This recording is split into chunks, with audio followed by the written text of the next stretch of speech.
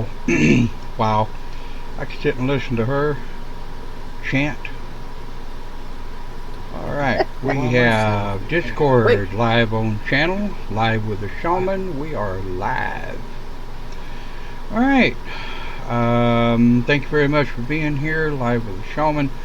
Going to put up our always disclaimer. We are an adult channel. We are liable to use adult language. If you don't like wee ones listening, well, you might want to send the wee ones right on out the door, because I'm liable to use and someone else is liable to use adult language. You'll never see any nudity on this channel. We've got other plenty of websites for that all over the internet. Alright, we are live with the shaman. Where is everybody in the Facebook page? Huh, don't see anybody. Ah, there's Lucy. Hey. Hey, how's it going? Right. You may notice that I did figure out how to put a title on our videos, so we will now at least know, people who are flipping through the videos, they'll at least be able to see what the title is in the screenshot. Kind of cool. Alright, now let me get all the way through the topic opening before you guys start beating me with 2x4s and trying to figure out what the hell it is I'm talking about. But that's fun. Go for it. Yeah, right. Fun. Beat the dog. Beat Strong. Love you. Yeah, beat the dog. Come on over. Anyway, I digress. What is your bloodline? Now, I'm not talking about what is your family lineage bloodline.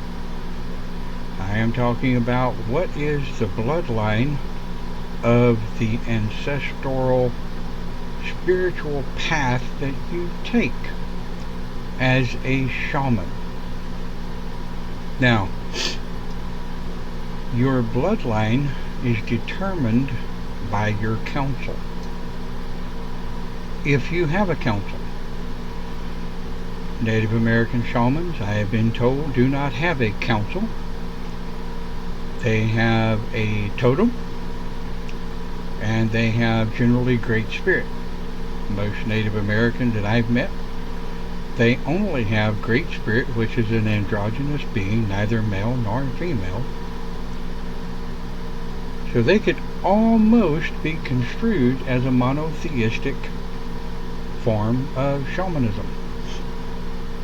Celtic shamanism, at least in the grove of the Celtic shamanism, we have the triad, we have Great Spirit, we have Goddess and God, or Great Spirit, God, and Goddess, depending on who you're calling for what. Not that any of it's confusing. Now what I'm going to... What do you say? Sorry, go ahead. I'm sorry to interrupt. That's all right. I want to lay out... I've had... Mine is, elemental based, But no, I'm not talking about that. Oh, I'm sorry. Go Yeah, ahead. no, you're fine. You're fine. I knew this one would kind of be confusing, and I've considered whether or not to do it for the last year or two because of how confusing it is. So I asked Spirit Guide for a little assistance, and Spirit Guide, having the sense of humor Spirit Guides do, they put me on several hours of study and research as to where my, maybe not yours, but my spiritual Celtic shamanism bloodline comes from. Now, here we go. I'm going to tell you where mine comes from, and this will give you an idea kind of what we're looking for. Because a lot of the times, I get people ask me, well, where does Celtic shamanism come from? A wide range. Because if you understand anything at all about the Celts, now I'm not talking about the romanticized version or vision, if you will, or version of the Celts. The Celts themselves were anything but romantic. They were a very warrioristic, fuck you up group of people that came from the original Gaul. Gaul was the name of France before it was France. It was called Gaul. My particular spiritual bloodline begins with the Danann, the Tuatha De Danann. Now, depending on where you're from, depending on how you pronounce it, I have been corrected multiple times, and that's okay. But my spiritual Celtic shaman foundation, and a part of who's on my council, are members of the Tuatha De Danann. And everybody says, but they are the Fae. Yes, they are. They are of the Fae. Yes, they are. My original bloodline of shamanism comes from the Fae healers, which through time, according to my research in the astral, alright, is there proof? No. There's no proof of unicorns either, or dragons. Right? So work with me here. But the Tuatha De Danann separated off into multiple variable forms of people. Right? Who knows whether Tuatha De Danann was actually people, spirit, aliens? Who the hell knows? Nobody knows. But if you go back far enough, and you can do it in the astral, you can do it through regression. It takes time. It doesn't happen overnight, I promise you.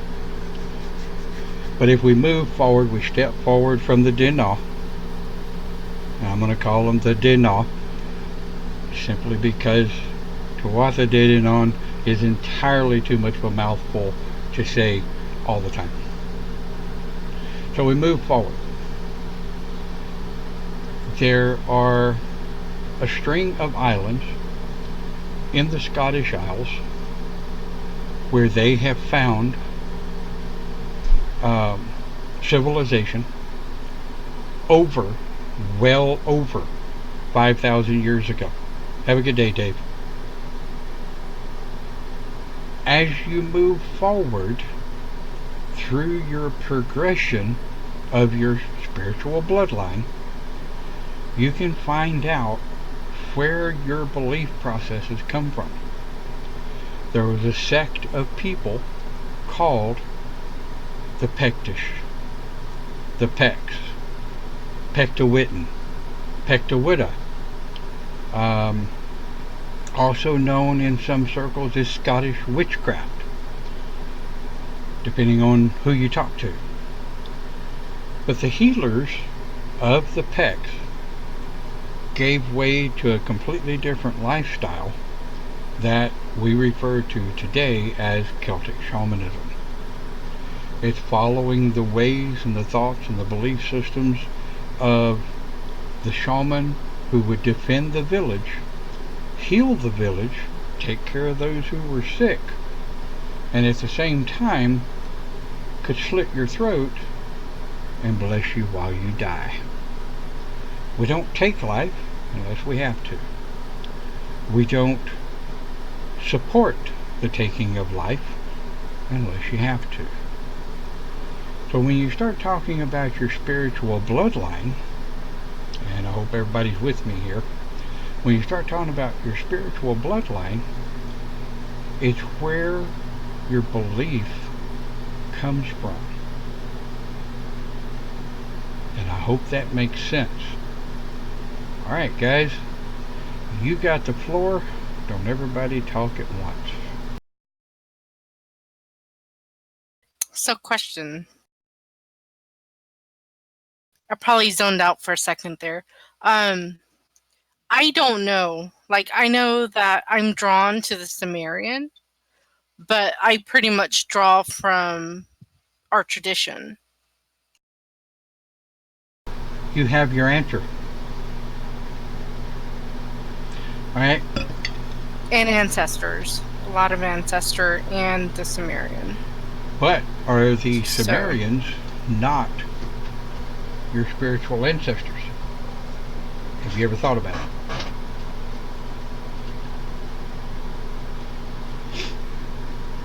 No. I don't know.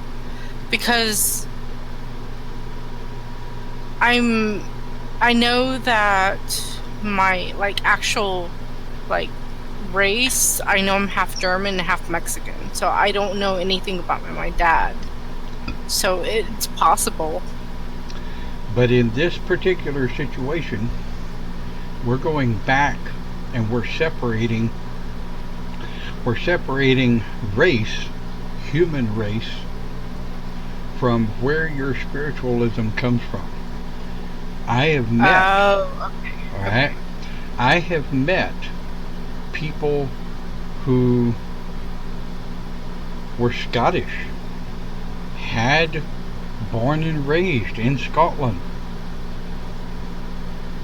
and they pull to the ancient Sumerian philosophies, and they pull to some of them might pull to what we consider the Native American philosophies, and nobody really actually knows yet where the Native Americans originated from, or at least not that I have found.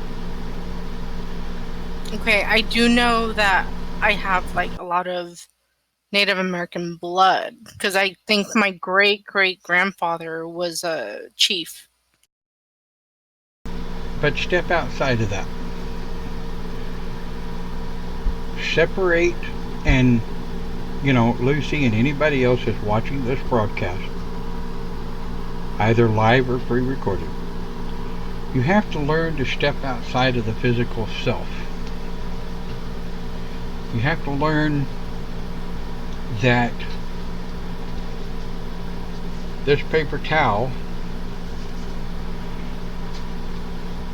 came from wood. But what was it before it was wood? What was it before it was a seed? What was it before it was a chicken? Before it was an egg? When you're talking about belief, I ain't talking about religion, I'm talking about belief. Where you feel, and it's not right, it's not wrong, it's you. And I'm not just talking to Lucy, I'm talking to Lucy, to Cindy, to Clint. That's just who I see in Discord right now.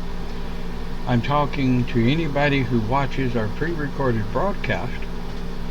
I'm talking about where your belief comes from, that you have been able to say, that's where that thought comes from. It would stand to reason, knowing Lucy as I do, that many of her fundamental foundations would come from Mesopotamia. Lucy?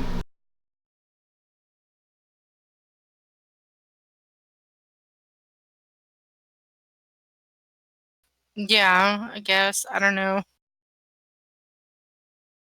Well, it may be a question you've never asked. Maybe something you never thought of. But most humans, and it's not bad if you don't, most, there's a lot of them could care less. But a lot of humans, they want to know what happened before the egg. They want to know what happened before the chicken. I wanted to know where it came from before the Celts, where the Pictish people got their fundamental training. And we all know that earlier societies in the ancestors, their training came down from what we call bards, right? The storytellers of the ancients, right? Right. So if we dig back far enough, and a lot of people may not give a damn. Me, I wanted to know where the speck of sand came from. Not because it's going to drive me crazy if I don't know. I'm just curious. I've always been curious, and that's what gets me in trouble. So I started asking the question, where does my core spirit connection, way back in the back, I have a white angel, or named white angel, he's not an angel, and I have gray eagle, they're spirit guides. But there are members of the Seps. Seps, if you don't know what a Sep is, it's another word for friend, or supporter, warrior, whatever. There are members on my council that are of the Seelie and the Unseelie court of the Fae. Well, I got to wondering why. And this was many years ago. But I never understood why I had members of the Seelie and Unseelie court on my council. And I never understood why certain members of my council are just light. They have no shape. They're just light. Who are you? Where are you from? They don't have a face. You hear their words back here, not here.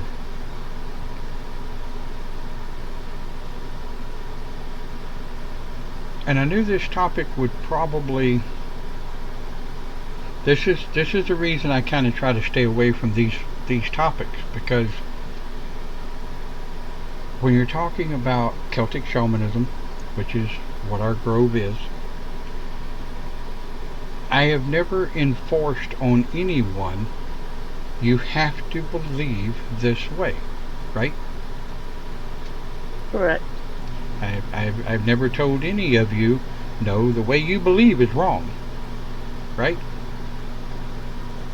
Right. Even when our wonderful little Cindy incorporates a bit of witchy stuff in her shaman stuff, I told her, you're either going to... What makes me work? Right. You're either going to be witch or you're going to be shaman. Now, you can incorporate anything into it you want after a certain degree. Yeah, I'm Celtic shaman, but I have a little twist of witchery with me, which is good. Yeah. And so do you. Yeah. I mean, I've said that in the past. It's whatever works for the person that you believe, your beliefs, whatever works. But I think what I wanted to do today more than anything was bring up the thought. People, anybody who watches our videos are designed to make people think. To make them think outside of their box, outside of their normal realm, if you will. And we've all talked about the cubicle mentality, the little square box in which we all live. We have to be able to, and especially as shaman, whether you're Celtic shaman, Native American, Siberian, blah blah, independent, whatever. As a shaman, your number one task is to embrace a scientific philosophy, because shamans deal with science as well as we deal with spirit. But as you embrace that, and you embrace the science of the way the world works, it allows you to be able to open your mind, and like I said during Open Pagan Church this morning, open your psychic self to something bigger than you. Shamanism is not about you. It's not about me. It's about understanding and embracing and accepting something larger than yourself, right? It's a lifestyle. It's a way of life.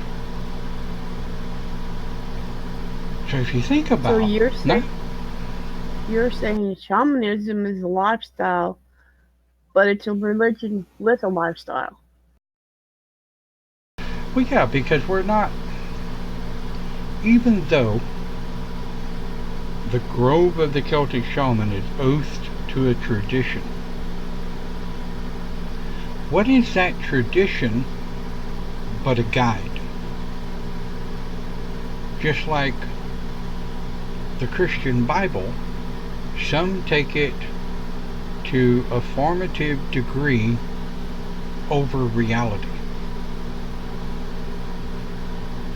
But any spiritual reading or any spiritual text in the way of a tradition, spiritual guide, whatever, that is written for human beings to read, you have to have a variable acceptance of interpretation and perception.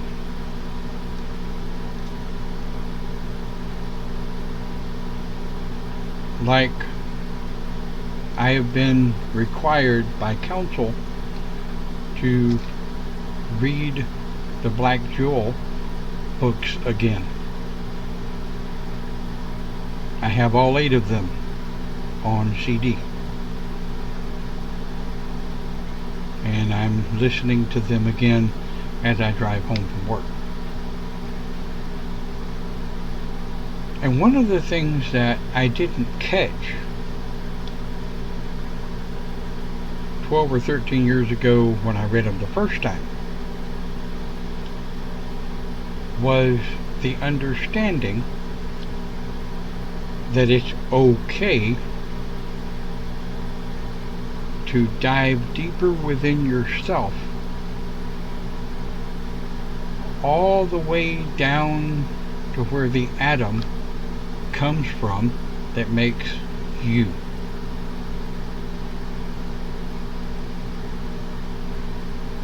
That making sense? Yeah, thinking about, yeah. Well, if we think about it simplistically, there's a pair of scissors, right? A pair of scissors right here. You can take them back to their base components. The metal that the cutting portion is made out of, the plastic that the handle is made out of. But what happens if we do the same thing to self? And we want to know what our spiritual bloodline is. Where does my core philosophy, my core belief come from? As in, like, Scotland? No. Well, no. Deeper than that. how we began. Yes. Before Scotland was Scotland. Before the Americas were the Americas. Before the great separation of the continental plates. There are American land masses in Scotland that has been scientifically proven broke off from the Americas. Oh, wow. True. Yes. So if we go back, and we first have to, what is it I've always taught? You have to understand how to ask the question to get the answer that you're looking for. Well, as a teacher, or as anyone being a teacher, we have to understand how to explain what the lesson is to allow the people to ask the question they want to ask. And when we say the term bloodline, we think flesh and blood. We're going before flesh and blood. For example, the Incas, the Incan tribes. Where did their religion begin? What was it? Where did it come from? If we go back to the earliest known civilization of the Mesopotamians, now I say known civilization, alright? If we go back before the Mesopotamians, we're getting outside of humanity, human society. Let's get into the spirit. We know we have certain forms of creationism and things evolve. So if we incorporate the idea of evolution and creation, evolution supports creationism. And I'll say that again. Evolution supports creationism because every time something evolves, it is something new, thereby it is creationism. Anybody wonderfully confused? Or have I lost everyone and they've started watching TV? No. Yeah, when I you think try to do that with any other religion, they go absolutely shit crazy. That's why we're not another religion. We are pagans and we are shamans. So let us be shaman, and let's go into where evolution and creationism are one, back to the original bloodline of spiritual foundation. And if we let ourselves, this isn't something you can make yourself do. Trust me, I've tried. But it's something you have to let happen in its own time. You have to ask the question. Because if you just go to your counsel and you say, where did I come from? Your mom and dad, idiot. I've had my counsel tell me that shit. Because when all of this started several years ago, I said, where did I come from? It's your mom and dad, stupid. That is not what I'm talking about.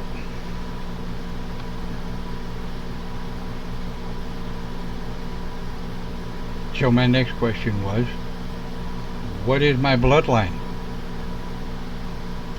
Well, you're Scott, Irish, Indian. That is not what I'm fucking talking about. Well, what the fuck are you talking about? My spiritual bloodline, my beliefs, my ideas, my deeper than my religion, my spiritual self. Where did all that come from? Oh, well, that's easy. You come from the Dana. What? Wait, what? What the hell does the Dana have to do with anything? They're fake. Yeah, and so? Thus started several years of me beginning to understand where the speck of sand come from. Anybody?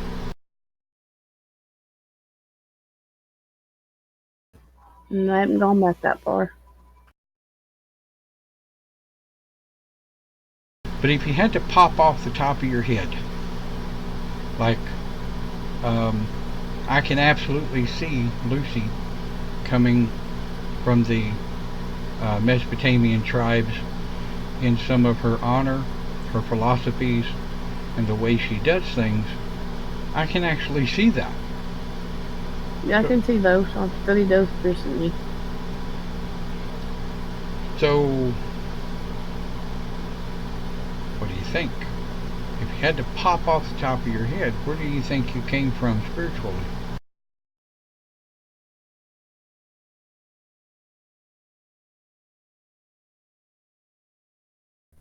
Probably the Mesopotamian, as far as I can see back. They haven't let me go any back farther.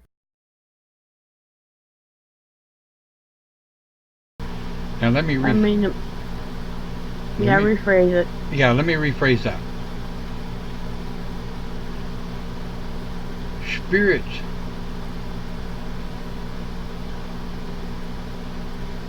one of the spirit races who has just always been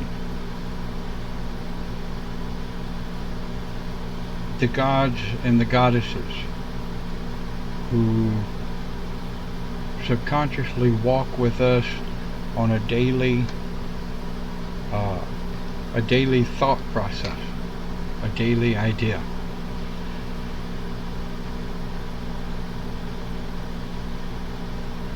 Deeper than a race of people, but a race of spirit. If you could open yourself up psychically, emotionally, if you take all 5 human elements, spirit, physical, emotional, psychological, and sexual, start at the top, work your way down. When did it all begin?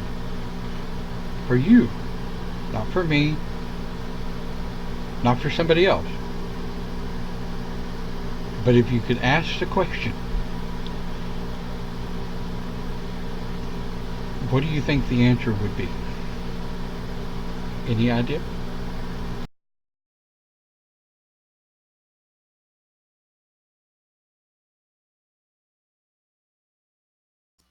Well, with me, it's I've always been the way I feel.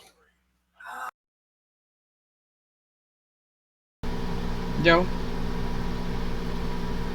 You're still thinking about the physical self.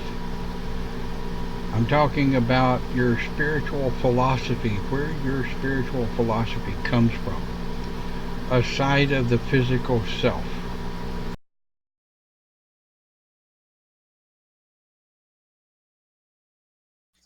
That I really don't know. You know, it's to me, I've always been a spiritual person in some form or fashion, just never really thought about what.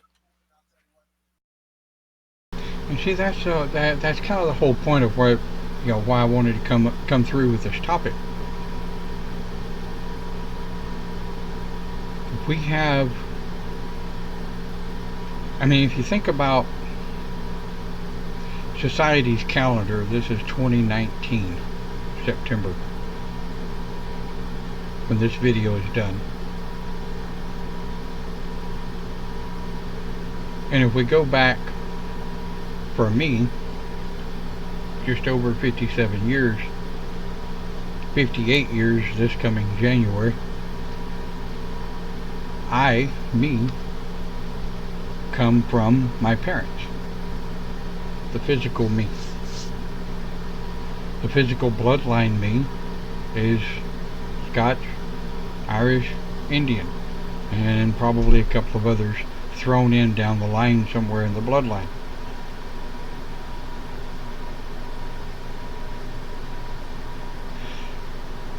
But the physical self, we know the physical self will eventually cease to exist.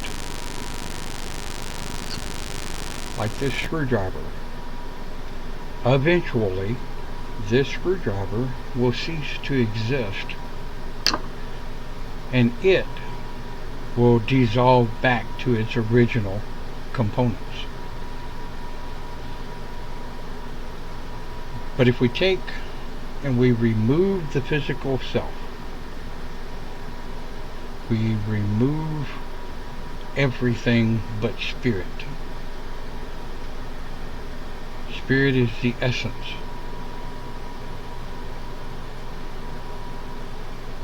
One of the things... That's scary. Huh? That's scary. Isn't it cool, though? Yeah, just like Flash. What? Really? Well, think about this.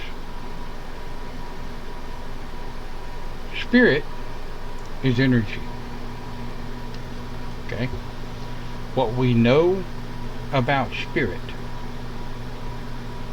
is energy. What we see, or we think we see in spirit, is energy. But if we step back and we truly look at things from a shamanic point of view, and we remove the blinders, we remove the sunglasses, we remove the reading glasses, and we get further within the self, It's like being a white lighter. You can orb. I'm not even going to entertain that statement, Cindy. I had to do it. It was just sorry. Consider yourself duly smacked. I know. I just had to. It was Live with a Shaman. It just popped in, and it's just ongoing joke with us. Yeah, poof. Yeah. But then, could it be? Not the physical self, but people do out-of-body experience all the time. What is an out-of-body experience but a projection of the spirit to some place on the physical realm? Now, I'm not talking about astral travel. I'm talking about out-of-body experience, the projection of the spirit to another physical location on the earth plane. It's just like, take it one step more. We die. Our spirit goes where? The next realm. Right. So you're back to square one. Are you... Go ahead. Well, I'm trying to put it right. Yeah, it's like, okay, my body's done. I have my spirit. I'm going to say essential. Like you said, we have orbs. Because when we marry, I have my orb, he has his more, and then we have our orb. But in other words, if we die, we have the spirit begin again. So you carry on what you learned and everything, but can you go back to the beginning? Why not? Physiologically speaking, and even spiritually speaking, no, we can't go back to the beginning, because the beginning is already gone. All we have is tomorrow. Now, we can see what happened to the past self, but we can do that in meditation through the Hall of Records, through the Akashic Records. But if we allow ourselves to hypothesize and theorize, I've met people who have come from what I may be calling it the wrong thing, but I'm going to call it a split spirit, where perhaps at the time of your spirit's last physical body death, council, spirit, guides, God, goddess, whatever, whoever controls that situation said, okay, you need to learn this, and this. So we're going to put part of your spirit over here in this person. We're going to put part of your spirit over here in this person. And sometimes, just sometimes, you hear the term kindred spirit. People come together who are kindred spirits, and they just seem to know what the other one wants. They seem to know what the other one needs. They seem to understand things about the other person or persons, for which That's there's like me no... and Paul and me are kindred spirits, because we know what we want even before we say it. Right.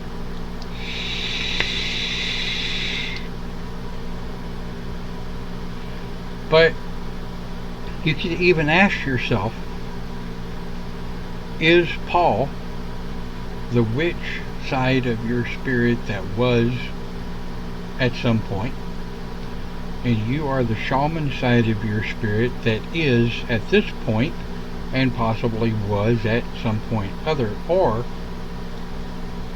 could we be, through our spiritual bloodline, experiencing things together that when all of our human selves die and our split spirits come back together as a solid spirit, we take that learning as a whole and carry it on?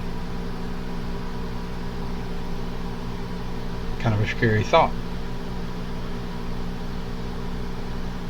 Definitely. And what some people don't realize is I actually sit around and think about this shit.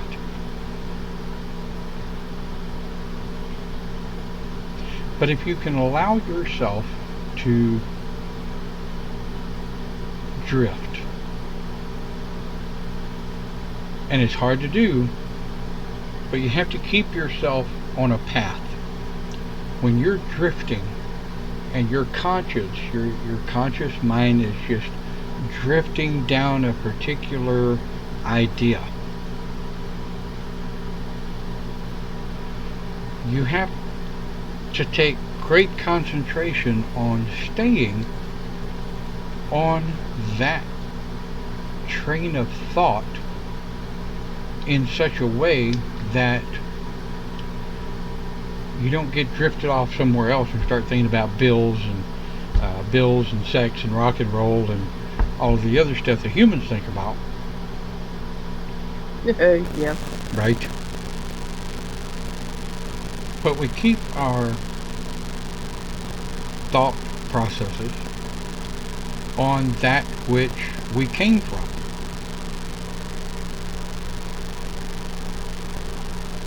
And it says drums. Yeah, that too.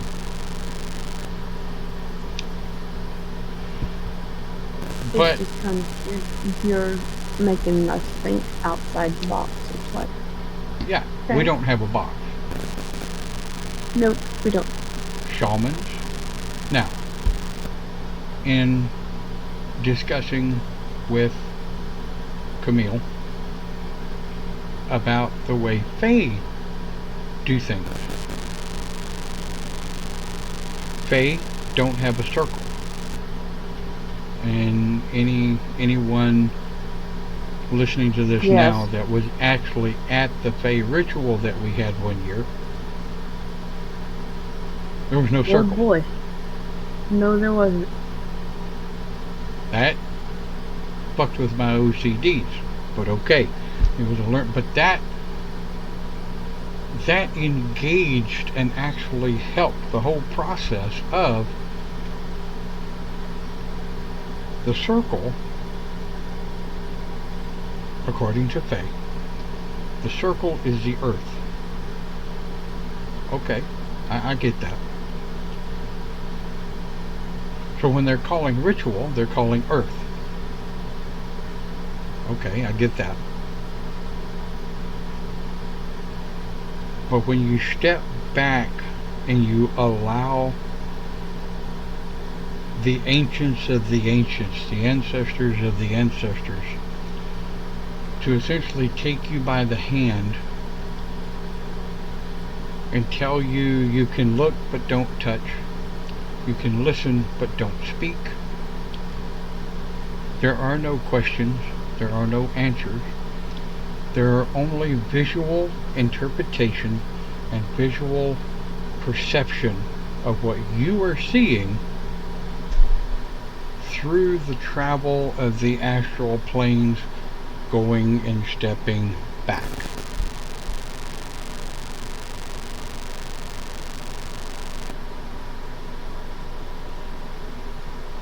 Where does it all come from? Me? I believe in the Big Bang. Yeah, I agree on that. Big Bang happened. It's just there's no But- other way I could think of. But the Big Bang gave creationism from evolution, because the Big Bang evolved from everything else that caused the Big Bang.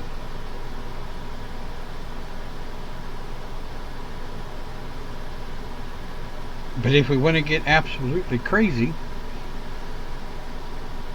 scientifically, what caused the bang? They're still working on that one. So, I pissed off my science teacher when I was in middle school. I told her, well, if the Big Bang happened and because of all the gases and everything were there, where did it come from? How did it get there? And how long did it take society to beat that question out of you so that you no longer would ask it?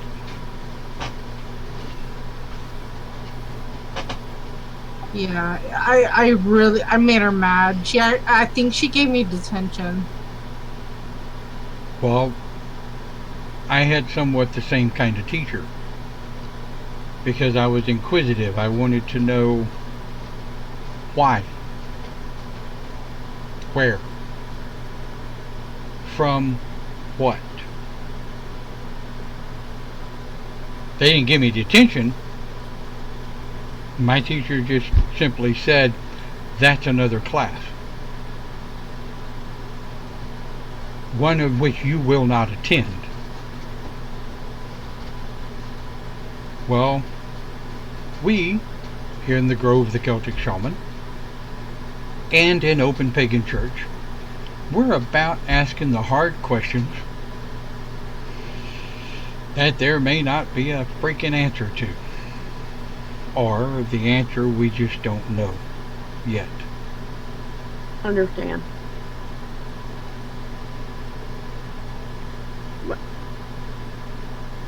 Can I prove my spiritual bloodline? No, and I don't have to. Can you, and I mean you, whoever's watching this video, can you prove your spiritual bloodline?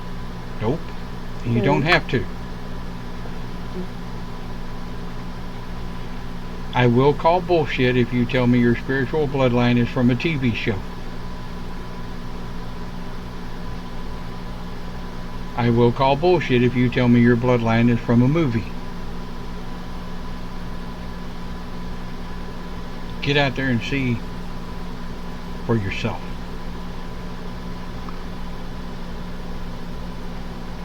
But I can tell you, in going back and rereading the books that I require my own students to read,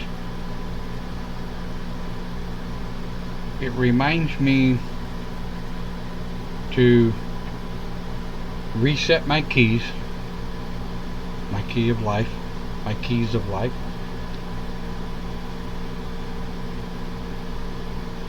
to understand the crystals and the jewels that have been farmed by our own planet and how they work.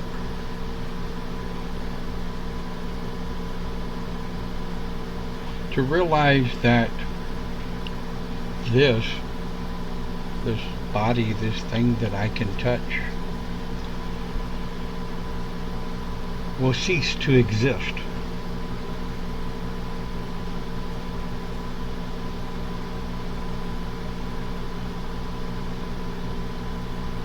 Just like we all say at one time or another, if something happens, we have no electronics and stuff, and we exist. Yeah, we have self. And I realize we all have things we have to do today, so I'm going to close with this. When you talk about or you think about your spiritual bloodline, you have to take the human out of it. You have to take the physical blood out of it, which kind of negates the question, what's your bloodline? But it really doesn't. When we consider we are and we have become that which we came from, we make the decision how where we've been will affect us today, and tomorrow, and the day after.